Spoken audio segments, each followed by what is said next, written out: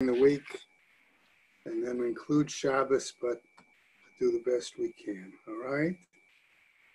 Okay, so if we're going to pick up just briefly from the very bottom of 120 of Kaf Kaf Amud Beis, okay? The Gemara there was raising some questions, right? And therefore it ended with that discussion. I'm sort of starting 4 lines from the bottom. Mikoma kom kasha, any case it's a problem.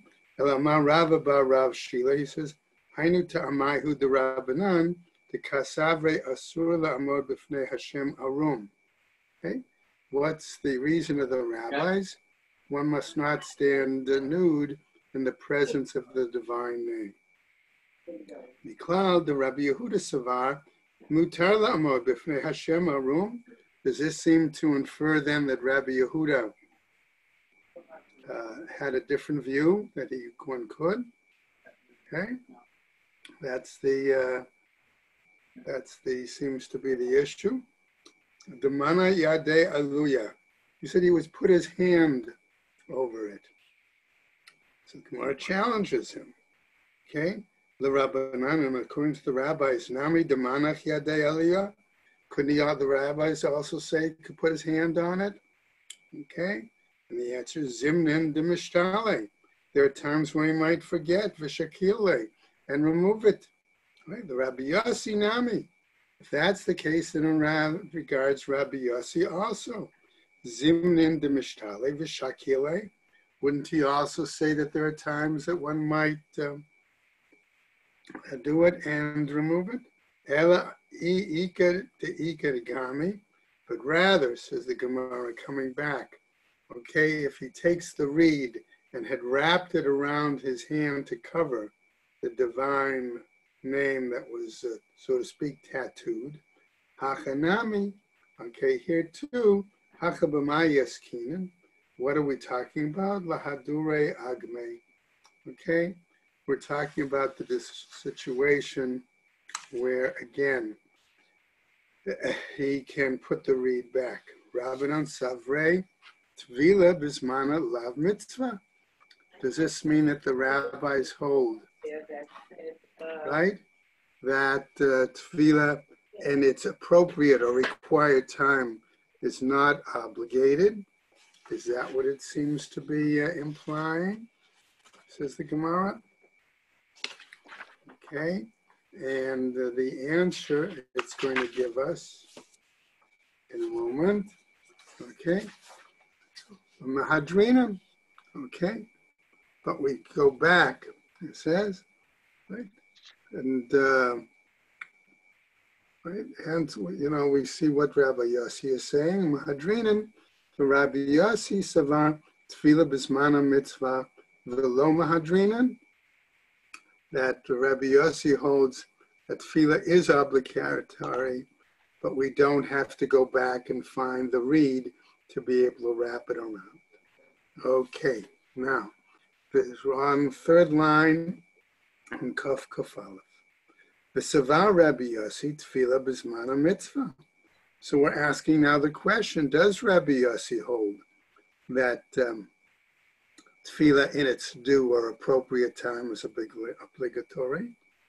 Okay, v'hatanya, and weren't we taught elsewhere in the Braita, hazav v'hazava hamitzora hamitzoraat. In these cases, hazav hazava, a male mitzora or a female mitzora.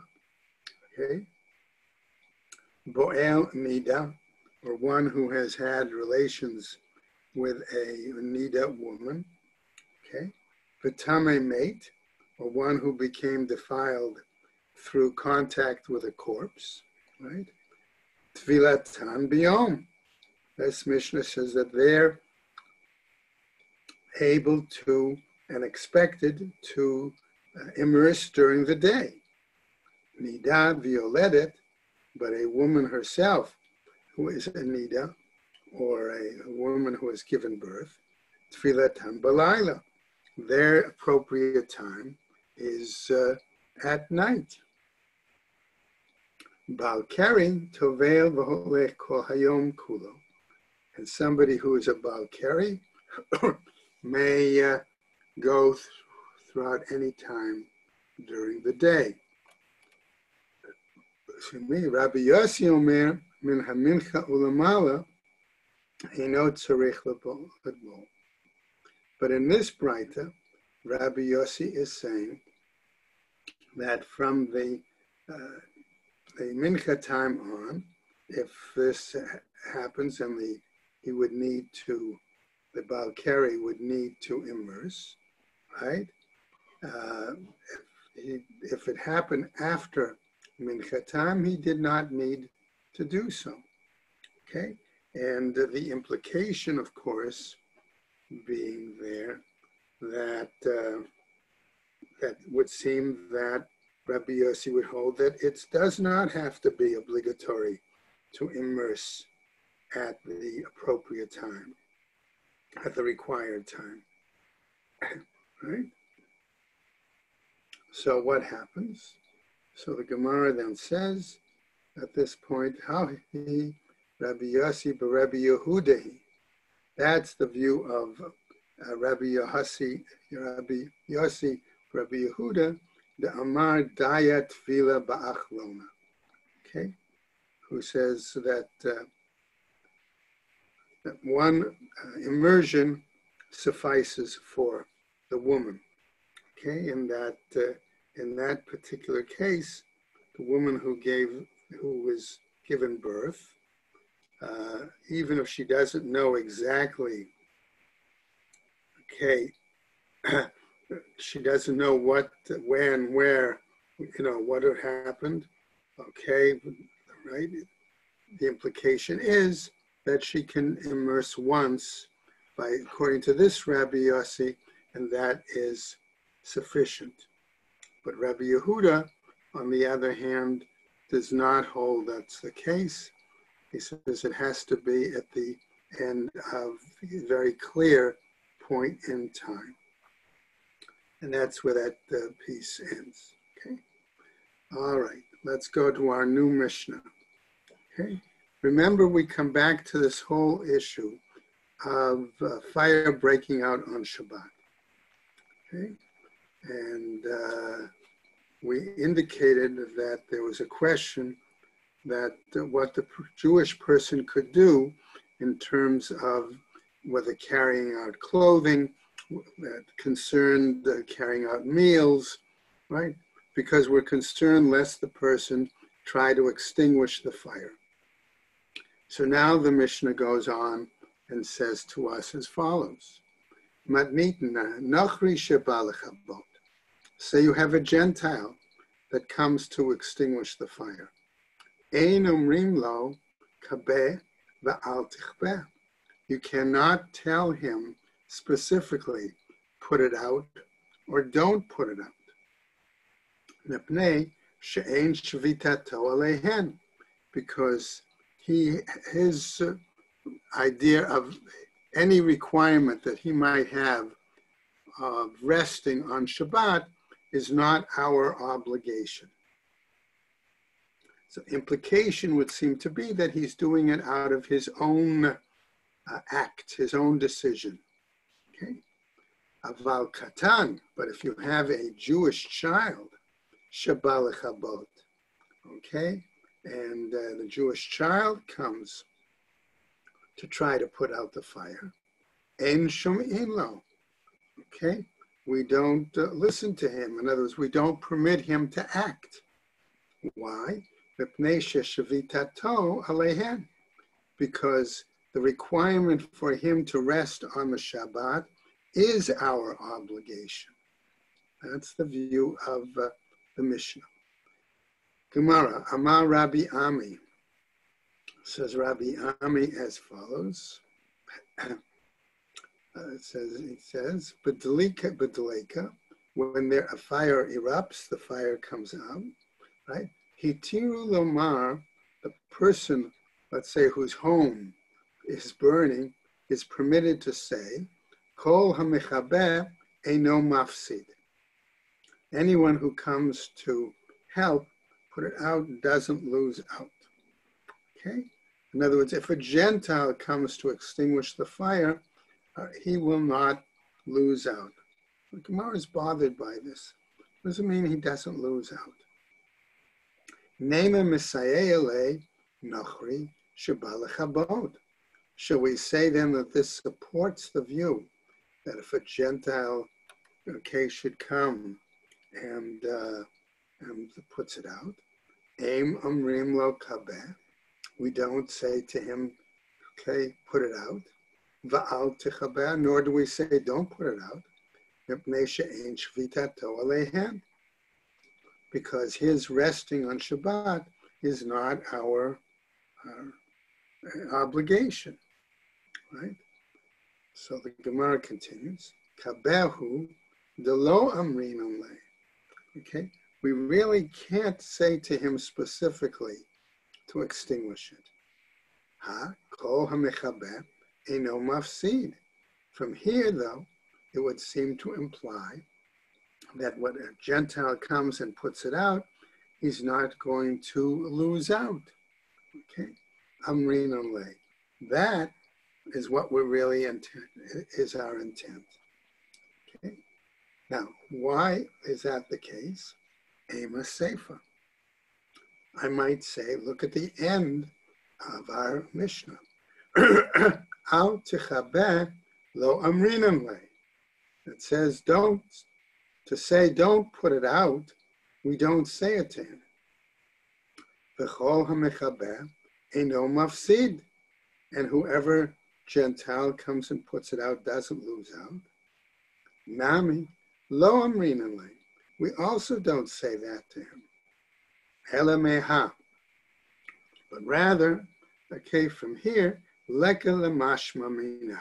It doesn't seem possible to learn a specific case from this Braita and this Mishnah.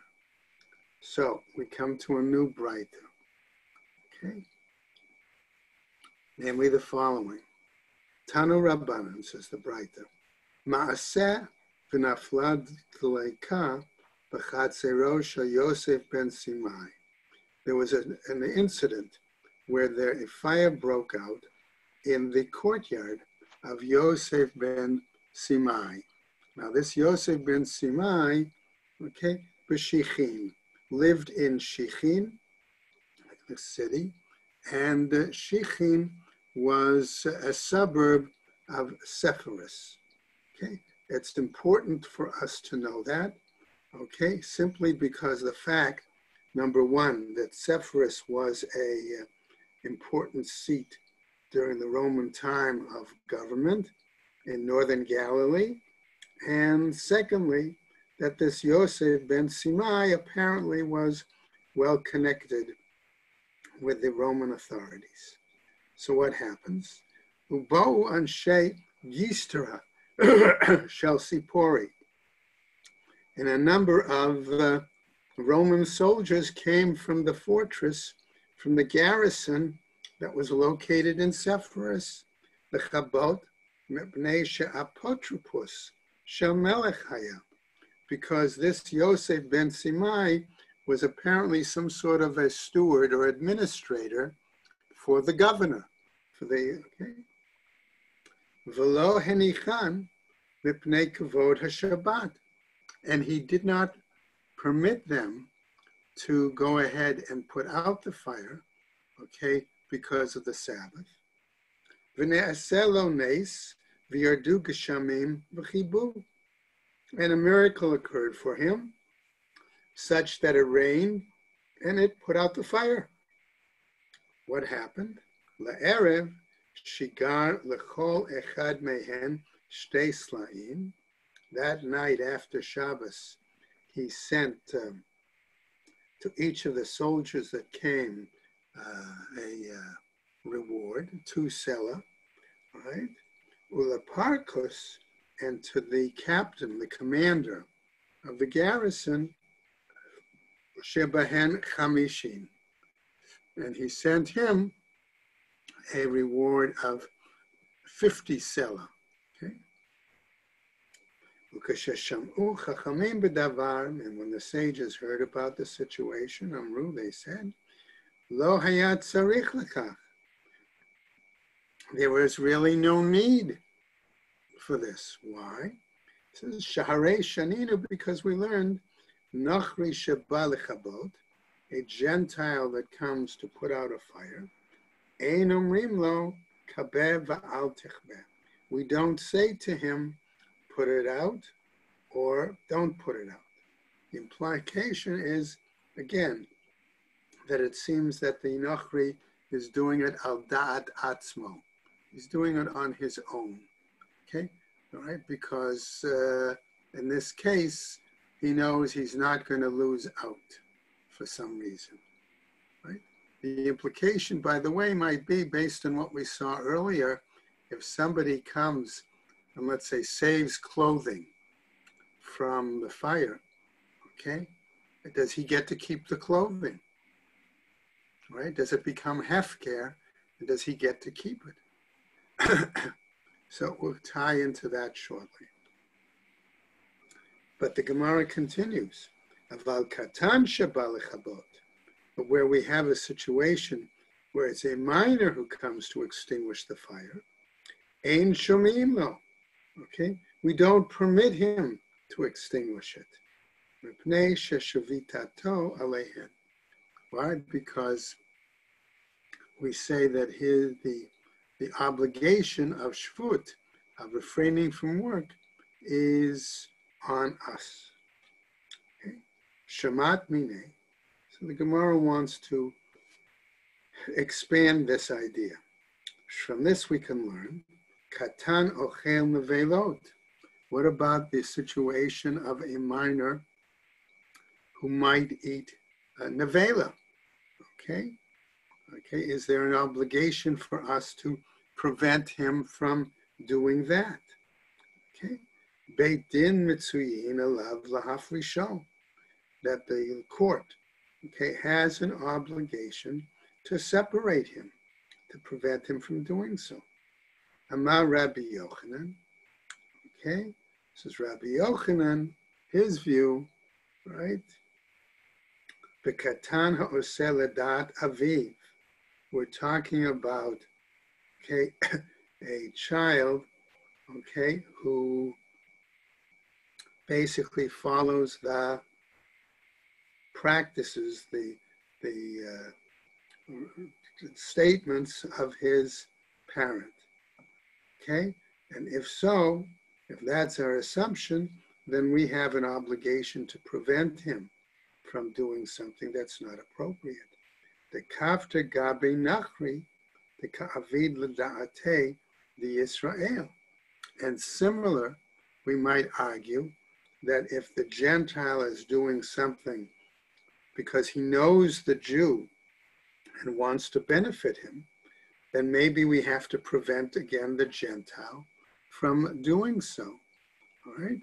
Because he's also acting to benefit for the desire of the Jew. Is that permitted? Okay. Mishar, is that permitted? Gemara answers, Nachri l'da'ate denafshe avid, that the Gentile acts according to his own desire. He has his own intent in that situation, and therefore that is the example. Okay. Back to a new piece in our Gemara.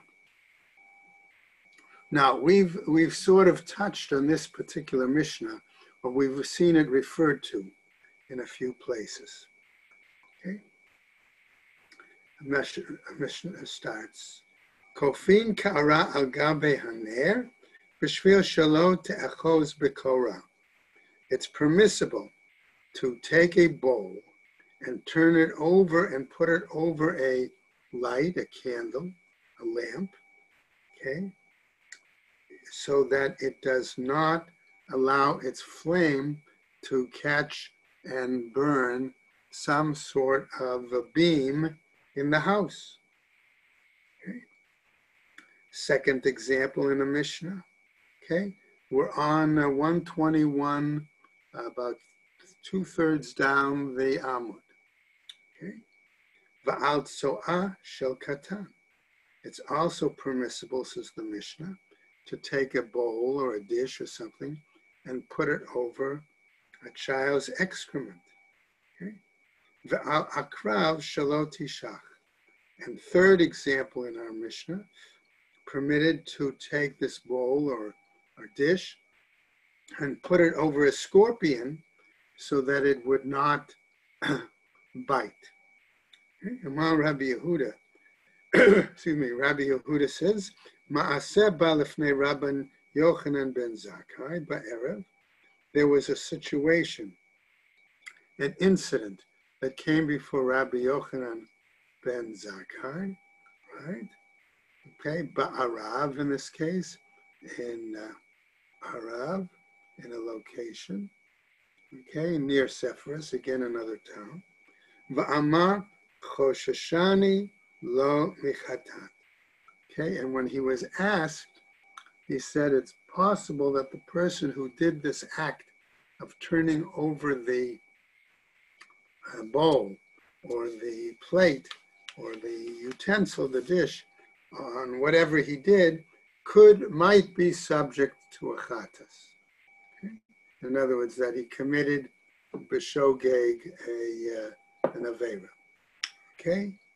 Now, this seems to disagree with Tanakama. And so the Gemara picks up on the bottom, 3 lines from the bottom of the Amud, Rav Yehuda, okay, regarding Rav Yehuda, the Rav Yirmiyah bar Abba, and Rabbi Yirmiyah bar Abba, but Rav Chanan bar Rabba, and Rav Chanan bar Rabba, Ikla'u Labei Avi. They were all visiting the home of Abin Demin Nashika, who was living in Ashika. Okay, that is again in Babylonia. The Rav Yehuda, the Rav Yirmiyah bar Abba, to the 2 of them, right? What do they do? Okay, Aitula Puraita. He brought them divans, beds, couches. Okay, right? The Rav Chanan bar Rabba, to Rav Chanan bar Rabba, lo Aitule. But they did not bring the third, Rabbi Chanan bar Rabba. They did not bring him a divan, a couch. Right? Ishkache matne le'lebrei. Okay, and what happened? Now, Rab Chanan bar Rabba heard Rabbi Avin teaching his son, his own son, okay, that he was teaching his son, Ba'al tzo'ah shel katan mipnei katan.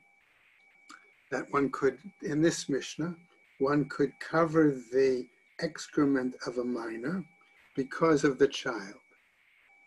Okay. Amarle, and he said to him, Avin shtia. Okay. Now, whether he directly said it or thought, the implication is he was angry because he was not treated properly as a guest. And so he responds, Avin the fool. Matne shatuta lebnei. He's teaching foolishness to his son. V'halo hi atzma muchanet leklavim. But isn't the excrement, so to speak, fit for dogs? Okay. V'chi tema lo chazia leilam me'etmo.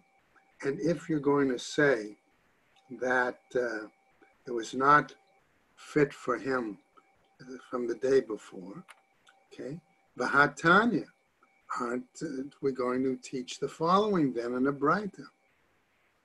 Naharot hamoshchin, rivers that flow, umayanot hanovin, and streams that gush, harehen kiragle kol adam, that these items are like as if they're at the feet of all people.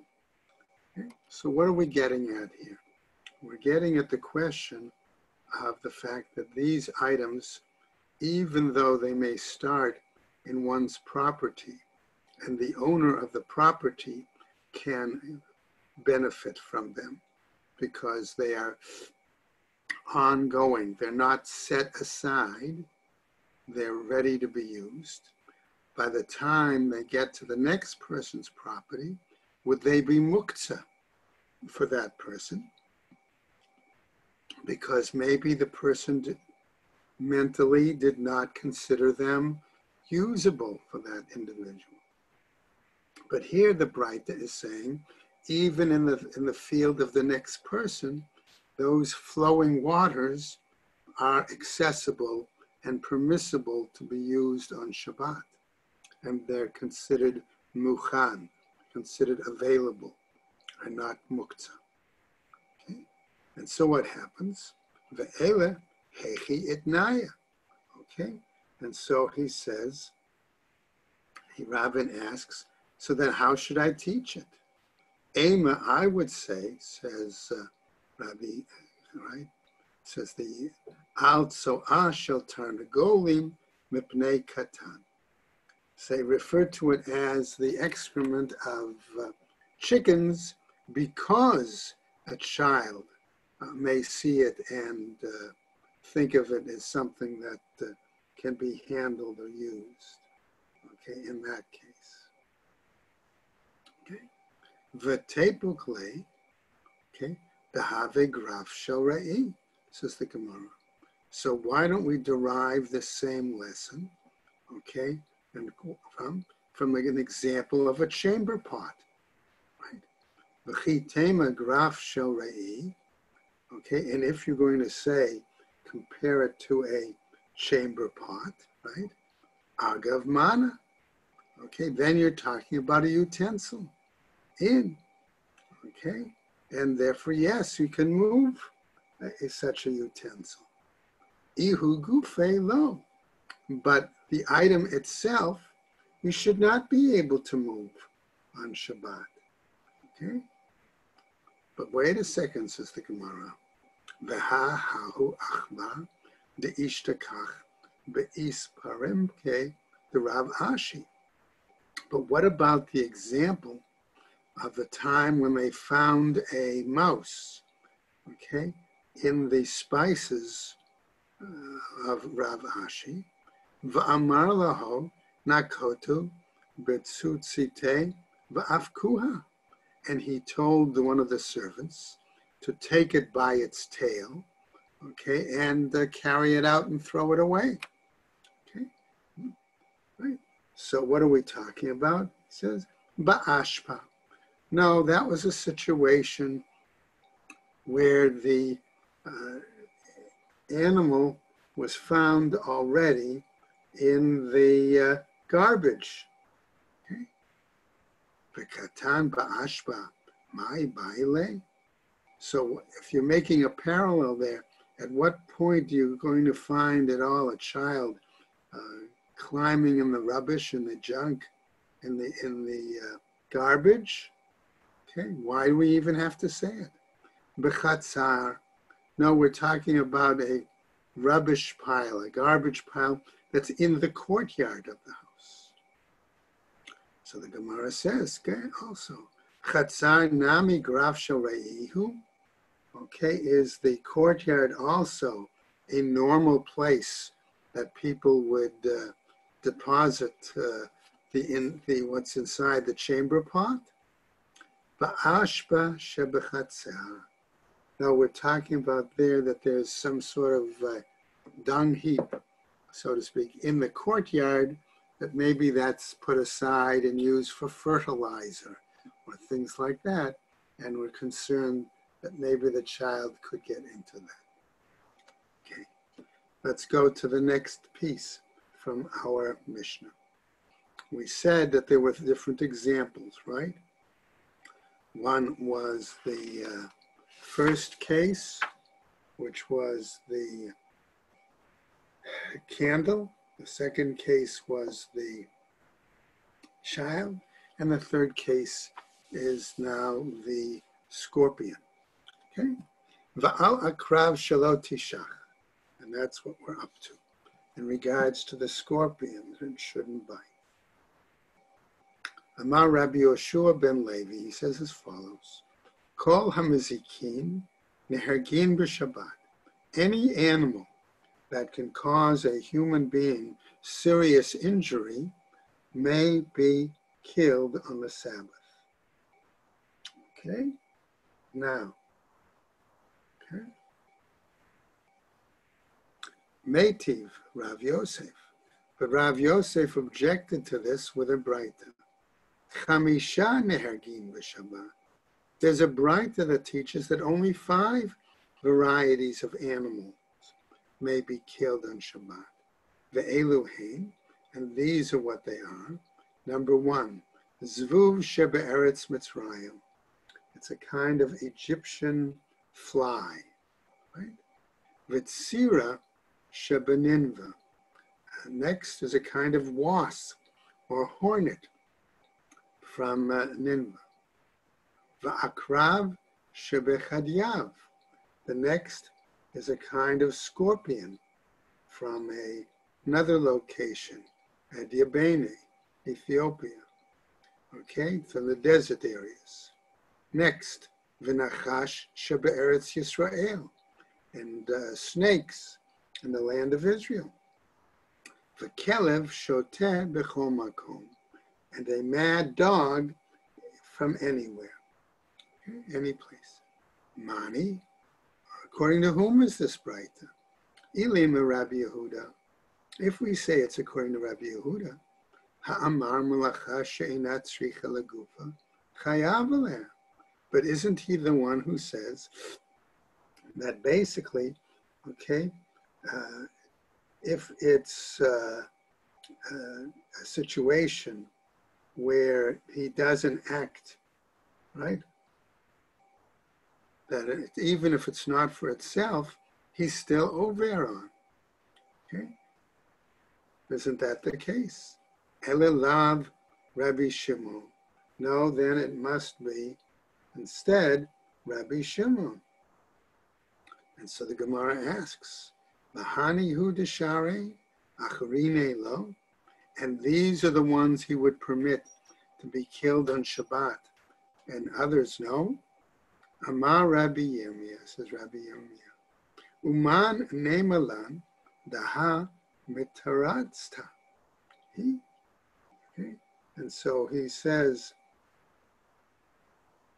how do we know that this is he the one who really said this? And we know that it's correct, it's accurate. Dilma mishabashtahi. Perhaps it's mixed up. Okay, it's corrupted. Amar Rav Yosef. Says Rav Yosef. Ana matnina la. He says, I was the one who taught it. Va'otivna la. And I was the one who answered it, recited, challenged it. Va'ana mataritzna la. And I will be the one to explain it and answer it. Beritzo acharav. We're talking about situations where the animals may be pursuing him. V'divrei hakol. And then everyone is unanimous that these animals could be killed on Shabbat. New piece, new braita. Tani Tana Kame de Rabba Bar Rav Huna. There was a Tana who taught in front of Rabba Bar Rav Huna the following: Hahoreg nechashim va'akravim b'Shabbat. One who kills snakes and scorpions on Shabbat. Ein ruach chasidim nochehemenu. The spirit of the pious people is displeased, is not happy with him, with the person who did the killing. Amarle. So Rabbi Bar Rav Huna responds, V'otan chasidim. Okay, and regarding these pious, righteous people, Ein ruach chachamim nochemehem. but the attitude, the spirit of the rabbis is not happy, is displeased with them. Upliga de Rav Huna, and this seems to disagree with the view of Rav Huna. Right? The Rav Huna, Chazia lahahu gavra, the Karkatil Tzibura, that Rav Huna once happened to see a man kill a wasp, okay, or a hornet, Amarle, and he said to him, to the person who killed the Shlimutinhu, Lakuhu, have you wiped them all out? Okay, did you kill all of them? A new Braita. Tanu Rabbanan, Nizdamnu lo nechashim va'akravim. Let's say that one happens to come upon some snakes or scorpions. Hargan biyadua shenizdamnu lo l'hargan. Okay, and the implication is that the fact that he chanced on them, that he meant that it was intended to kill them. Lo hargan biyadua shenizdamnu l'hargan. Okay, and if he doesn't kill them, then what happens? There is that situation that perhaps they chanced upon him in order to kill him. And therefore it's as if a miracle was performed by heaven on his behalf. Amar Ula says, Ula v'itema Rabba Bar Chana, in the name of Rabbi Bar Chana, Amar Rabbi Yochanan, in the name of Rabbi Yochanan, B'nei Shufin Bo. Okay, that's, he says, in that situation, we're talking about a case where the snake or the scorpion is close to them, is touching them, hissing at them, things like that. Okay, new piece from our new Braita. Amar Rabbi Abba Bar Kahana says, Pam echad, one time, nafal echad me bebeit hamidrash. Okay, once a snake fell into the base midrash, okay, va'amad nivutai echad, and Nabatean stood up, okay, vahargo, and he killed it. Why does it mention a Nabatean? Okay, because that's simply the location of where the individual came from, okay, and apparently he was not afraid, or he recognized that kind of snake. Okay? Amar Rebbe, and Rebbe's response was Pagabo Kiyotsebo. Okay, that it was someone similar to it attacked it. Okay, well, we don't know for sure, according to some of the commentaries, that could have been a compliment. In other words, that the Nabatean was fierce, strong, courageous, proactive, and therefore, okay, or other commentaries say perhaps it was criticism. Hard to say. Let's go on. Ibayalahu. So they asked him, Pagabo Kyotsebo, the Shapir Avid, or lo? When Rebbe's comment was that one who was like it acted, is that for good or not? Okay, so they didn't understand either whether that was a compliment or a criticism as well. Okay, Tashma, another Braita. The Rabbi Rav Abba Berei the Rav Chia Bar Abba. The Rabbi Zera Havu Yadve. Okay, they were sitting. Akliya Debe Rabbi Yanai, in the courtyard, the porch area of Rabbi Yanai. Nafak Milta Ben Enayu. Okay, and what happened? Okay, they raised a question, a discussion, okay, between them. right? Ba'u minei mi Rabbi Yanai. And they asked Rabbi Yanai, Mahu laharog nechashim va'akravim b'Shabbat. What is the attitude, law, regarding killing snakes and scorpions on Shabbat? Okay, and may one do it? Amar laho, he said to them the following: Tzir'ah ani horeg, a wasp or a hornet I would kill. Nachash va'akrav lo kol shekain. Okay, a snake or a scorpion isn't how much more so? Dilma lafi tumo. Okay, right? So what Gemara says, perhaps we're only talking about it that he did it incidentally. The Amar Rav Yehuda, as was said by the view of Rabbi Yehuda, Rok, in regards to spittle there on the ground, dorso lafi tumo. On Shabbat, one may step on it incidentally. Okay? Va'amar Rav Sheshet, and Rav Sheshet says also, nachash dorso lafi tumo, that a snake, one could step on it incidentally. In other words, right? Va'amar Rav Katina, and Rav Katina responds, akrav dorso lafi tumo. A scorpion also, one could step on it incidentally. In other words, the implication is not intentionally, but simply when acting, when walking, right? Now, Abba bar Marta, the who Abba bar Minyome. Abba bar Marta, who is Abba bar Minyome, we're told another story. Hava maske be the be reish galuta zuze. He owed serious money, okay, to the reish galuta. Aituhu, all right, they brought him apparently to the reish galuta's palace.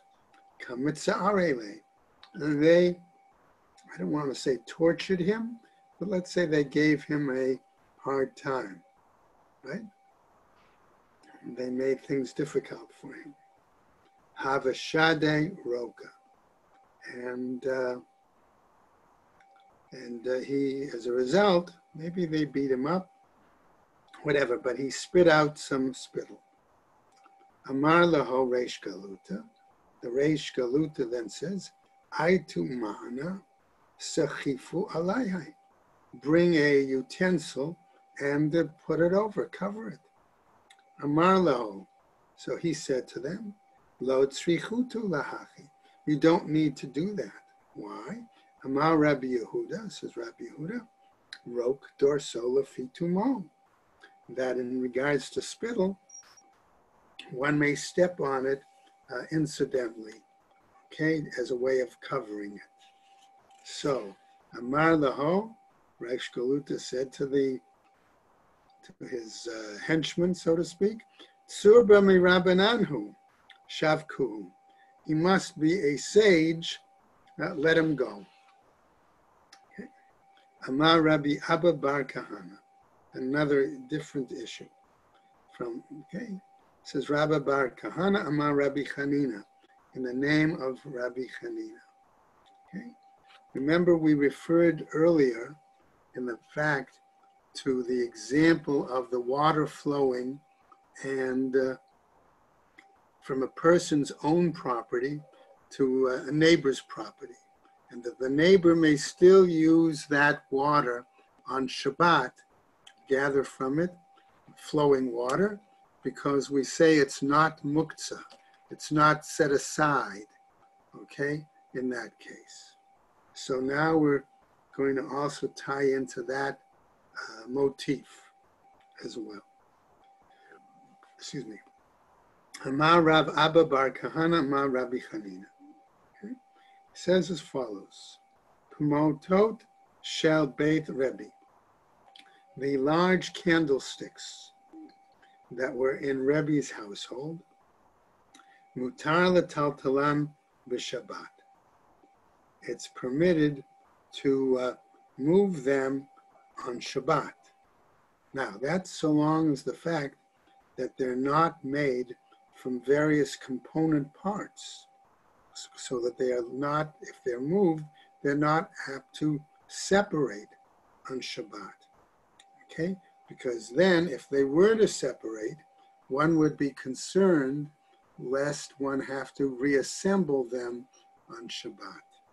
Okay? So that's part of the issue. Okay? Amarle Rabbi Zera, says Rabbi Zera answers, Banit lan biyado achat, o b'shtei yadayim.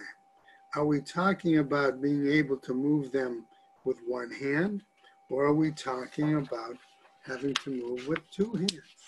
Let's go over a little bit on 122. All right. Amarle, he said to him, Ke'otan shel beit avich, that they are like those that were in your father's house. If they're small, okay, that is the issue. Larger ones generally don't get moved. Okay. Va'amar Rabbi Abba bar Kahana, Amar Rabbi Chanina. Okay, and Rabbi Abba bar says of Rabbi Chanina, Kronot shel beit Rabbi. The what we'll call sedan chairs. Remember those fancy things, a litter, okay, where a person would sit on the, okay, and it would be carried on the shoulders, right? We've seen those things, right? So, Kronot shel beit Rebbe, mutar lataltalan b'Shabbat. Is it permitted to handle them, move them on Shabbat? Marle Rabbi Zera, says Rabbi Zera, Banit lan ba'adam echad, or b'shtei b'nei adam. Are we talking about those that can be moved by one man, or those that are moved by two? Amarle, he said, Ke'otan shel beit avich. Again, like those that were in your father's home. So what happens? V'amar Rabbi Abba bar Kahana again. Hitir lehem Rabbi Chanina, the beit Rabbi lishtot yayin bekronot shel nochri. Rabbi Abba ben Kahana says that Rabbi Chanina permitted, he was the mashgiach in the base Rebbe, in Rebbe's household, to drink wine that had been brought, okay, in the kronot, let's say the wagons of Gentiles, b'chotem echad. And there was only a single seal on the barrels of those wine barrels on the Gentile wagons. So there's a concern, of course, about the fact of nachri, okay, having contact with that wine, right? So the Gemara continues, V'lo yadana imi shum de savarla k'Rabbi Eliezer, and I don't know if it was because he was of the same opinion as was Rabbi Eliezer, okay, that only one seal is required, okay, if that's the case. Imishum emata de benesia, or if it was because generally even the Gentiles who worked for, or who worked in conjunction with the house of Rebbe were concerned about and feared his authority. And as a result, okay, that would prevent any Gentile from tampering the wine. Okay? And we're going to stop right there at this Mishnah, and we'll pick up tomorrow. Rabbi, on Sukkot, there's bees flying around, and one is on the table, and you put a cup over it. That's because we want to be like those pious people, yeah. Okay, and not kill it, all right? But if somebody you knew was at your table and you knew that they were allergic, then you could. Okay, then the question is, right, what do you do? What's the act, right? I remember years ago, just to answer and then we'll finish up, that one of the yeshivas, one of our boys went to, what they did is they took soda bottles and they left a little bit of soda in the bottom of the bottle, and they would tie it to the top of with a string or something, and you think it sounds like strange sukkah decorations, right?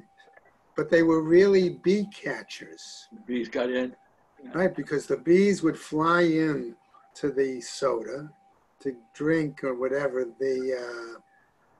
whatever was left there at the bottom, and they wouldn't be able to fly out. That's good too. Okay. Okay. So that was another way. They didn't mention that one here. They didn't mention that, no. Right? Thank All you. right, everybody have a good day. Thank you very much. Thank you. Have a good day. Bye. Be well.